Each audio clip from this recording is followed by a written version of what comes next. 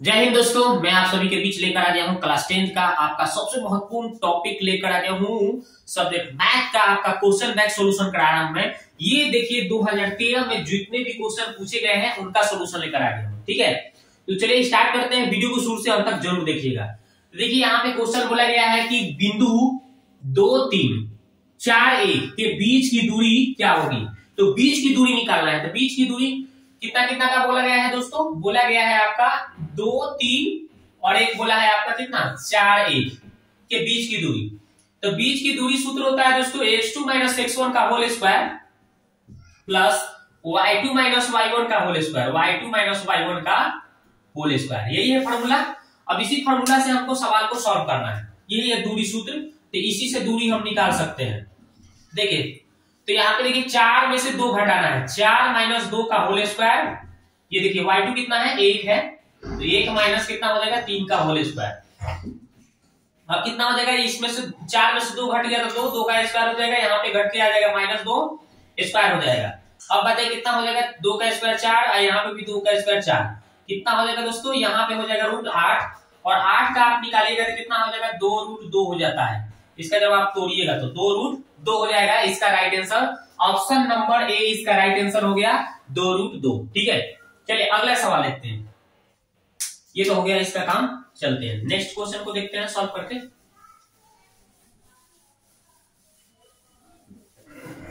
चलिए अगला सवाल बोला है किसी बिंदु की y अक्ष से दूरी उस बिंदु की क्या कहलाती है। y अक्ष से दूरी बोला है। तो देखिए यहां पे ध्यान दीजिए, ये होता है दोस्तों आपका y डैश x डैश। ठीक है, तो ये होता है y अक्ष से दूरी बोला है। ये y अक्ष से दूरी मतलब इस अक्ष से आपको x पर किया तो प्लस में जाइएगा, नहीं तो माइनस में आएगा, यानी x पर चलिएगा। कहां चलेगा, ये आपका ये y अक्ष दोस्तों बोला है, ये y अक्ष से इस y अक्ष से किधर जाएगा, x पर किया तो प्लस में, नहीं तो माइनस में, यानी x पर जाइएगा। तो x पर y से बोला है तो x से पर ना जाइएगा। तो x पर जाइएगा तो उसको हम बोलते हैं x नियामक, x निर्देशांक या भुज। तो देखिए कौन सा ऑप्शन दे रहा है, x निर्देशांक दे रहा है। ठीक है, यही इसका आंसर हो गया। आगे देखते हैं, y का उल्टा x, याद रखिएगा। दो समरूप त्रिभुजों की भुजाएं 4:9 है। तो इसका क्षेत्रफलों का अनुपात पूछा है। तो कुछ नहीं करना होता है। देखिए दोस्तों, जब अगर आपका भुजाओं का अनुपात दे दिया हो, अगर क्षेत्रफलों का अनुपात पूछ दे, ठीक है, तो कुछ नहीं करना होता है। ये देखिए भुजाओं का अनुपात अगर हमें पता चल गया, ठीक है, और हमें क्षेत्रफलों का अनुपात पूछ दे तो कुछ नहीं, इसका स्क्वायर कर दिया जाता है। इसका स्क्वायर कितना हो जाएगा, इसका स्क्वायर कितना हो जाएगा, 4 का स्क्वायर 16 और 9 का स्क्वायर 81। कितना हो गया 16:81। देखिए ऑप्शन कहां है, ऑप्शन नंबर सी इसका राइट आंसर। ठीक है, अगला सवाल √2 है। तो √2 तो आप बहुत दिनों से जानते हैं कि √2 एक अपरिमेय संख्या होता है, इसका पूर्ण रूप से वर्गमूल नहीं निकलता, इसलिए ये अपरिमेय है। अगला देखते हैं। आगे देखिए अगला सवाल बोला है दोस्तों कि दो परिमेय संख्याओं के बीच कितनी अधिकतम परिमेय संख्याएं होती है। तो ये भी आप पढ़ चुके हैं कि दो परिमेय संख्याओं के बीच में हम कितनी परिमेय संख्या निकाल सकते हैं, तो अनंत निकाल सकते हैं। कितनी, अनंत। तो इसका आंसर हो गया दोस्तों अनंत। आगे देखते हैं, कौन रेखीय बहुपद है। तो रैखिक बहुपद उसे कहते हैं जिस बहुपद का घात 1 हो उसे रैखिक बहुपद कहते हैं, और जिस बहुपद का घात 2 हो उसे द्विघात, और जिस बहुपद का घात 3 हो उसे त्रिघात बोलते हैं। तो रैखिक बहुपद यानी कि घात 1 वाला देखना है। तो देखिए इस x के पावर कुछ नहीं, 1 है, ये इसका रैखिक बहुपद, यही इसका उत्तर हो गया। ये तो द्विघात हो गया, ये भी द्विघात, ये त्रिघात हो गया। समझ गए, सिंपल। आगे देखते हैं।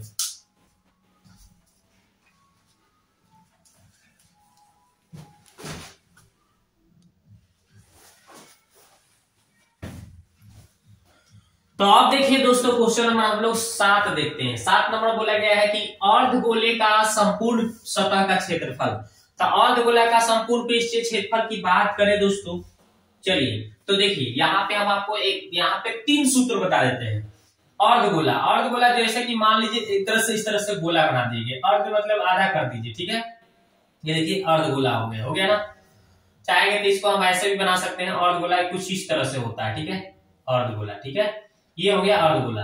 अब देखिए अर्धगोला का ये होता है त्रिज्या, यहां से यहां तक त्रिज्या r से डिनोट करते हैं। ठीक है, इधर से चाहे आप इधर से भी लिख सकते हैं, ये भी त्रिज्या ही होता है। ठीक है, चलिए तो ये हो गया अर्धगोला। तो अर्धगोला का दोस्तों क्या होता है, फॉर्मूला थोड़ा जानिए। अर्धगोला अर्धगोला के, पहले हम आयतन की बात करते हैं। आयतन, तो आयतन क्या होता है दोस्तों, 2/3 पाई आर क्यू होता है, राइट।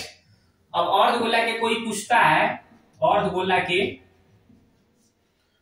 के कोई पूछता है वक्र पृष्ठ क्षेत्रफल। क्या पूछता है, वक्र पृष्ठ क्षेत्रफल। तो देखिए इसमें ऊपर क्या है 2 और नीचे क्या है 3, ठीक है। तो कम वाला लेना है, 2 कम है कि 3 कम है, 2 है, और इसमें पाई आर स्क्वायर लगा देना है वृत्त का क्षेत्रफल, तो 2 पाई आर स्क्वायर वक्र पृष्ठ क्षेत्रफल। अब तीसरा सूत्र हो जाता है अर्धगोला का संपूर्ण, है ना। कोई बोलता है संपूर्ण सतह का, चाहे संपूर्ण पृष्ठ क्षेत्रफल कोई बोलता है। तो क्या होता है देखिए यहां पे, तो देखिए क्या हमने बताया था कि 2 और 3 में बड़ा, सबसे बड़ा जो होगा अंक 3 है, पाई आर स्क्वायर लगा देना है, ठीक है। तो बस यही यहां से 3 ठो सूत्र होता है, जो तीनों सूत्र आपको याद रखना है। तो अर्धगोला का आयतन क्या करती है 2/3 पाई आर क्यू, अर्धगोला का वक्र पृष्ठ क्षेत्रफल क्या करते 2 पाई आर स्क्वायर, अर्धगोला का संपूर्ण कहेगा तो 3 पाई आर स्क्वायर। तो इसी में संपूर्ण कहा है तो अर्धगोले का तो 3 पाई आर स्क्वायर संपूर्ण गोले का पृष्ठ क्षेत्रफल होता है। अब देखिए यहाँ पे, देखिए यहां से मैंने आपको 3 प्रश्न बता दिया, ठीक है। कहीं कहीं ऐसे आपको बताते चलेंगे, ठीक है, ताकि आप और एक्स्ट्रा सीखते जाएं, ताकि इससे रिलेटेड कोई भी क्वेश्चन आए तो आप आसानी से एकदम उड़ा लें। ऐसा चीज हम आपको बताएंगे, ठीक है। आगे देखते हैं, 44 मीटर परिधि वाले वृत्त का क्षेत्रफल। परिधि का, परिधि वृत्त का परिधि आपको पता होगा दोस्तों, परिधि कितना होता है 44 का दिया है 44 मीटर, और वृत्त का परिधि होता है 2 पाई आर। तो देखिए 2 पाई आर बराबर 44 हो गया, राइट। अब देखिए यहाँ पे 2 पाई का मान 22/7 होता है, और आर रहेंगे छोड़ दो, ठीक है। 44 है तो 44, ये देखिए 22 गुना 44 से 44 खत्म हो गया, और ऊपर आर नीचे क्या है 7 है, और इधर 1 है, कुछ नहीं तो बचा तो 1, और 1 में आर से तो आर हो गया, और 7 में 1 से तो 7 हो गया। यानी कहने का मतलब आर का मान 7 cm, यानी त्रिज्या कितना हो गया भाई 7 मीटर, इसका आंसर हो गया, ठीक है 7 मीटर, ठीक है। समझ गए होंगे कैसे बनाया हमने। अब देखते हैं किसी द्विघात समीकरण के विवेचक का मान 0 से 12 होने पर दोनों मूल होंगे। चलिए यहां से मैं आपको 3 सूत्र बताता हूं, 3 ठो बताता हूं यहां से, देखिए कैसे क्या होता है। विवेचक का मान यानी डी का मान अगर 0 के बराबर हो तो मूल वास्तविक और समान होता है। मूल वास्तविक और समान मतलब बराबर कब होंगे, जब d का मान 0 हो, ठीक है, याद रखिएगा। जब d 0 हो विवेचक का मान तो ये होता है। अगर d का मान 0 से 12 हो तो इसका क्या हो जाता है, मूल वास्तविक और असमान, वास्तविक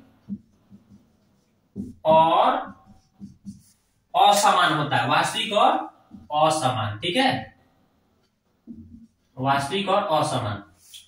अब चलिए तीसरा शर्त होता है, 3 इसका शर्त बताया गया है, डी का मान 0 से छोटा हो, 0 से छोटा यानी माइनस में हो जाए तो मूल वास्तविक नहीं होता है, मूल वास्तविक नहीं होता है, वास्तविक नहीं यानी कोई मूल नहीं, अर्थात कहने का मतलब कोई मूल नहीं, कोई मूल नहीं होगा, समझ गए, मतलब मूलों का अस्तित्व ही नहीं होगा, मूल ही नहीं निकलेगा, ठीक है, अगर ये होगा तो अब देखिए यहाँ पे बोला है कि विवेचक का मान 0 से 12 हो, 0 से 12 हो, देखिए 0 से 12 हो तो मूल वास्तविक और असमान होता है, यानी असमान कहिए चाहे भिन्न कहिए, तो मूल वास्तविक और भिन्न, ऑप्शन नंबर ए इसका राइट आंसर हो गया।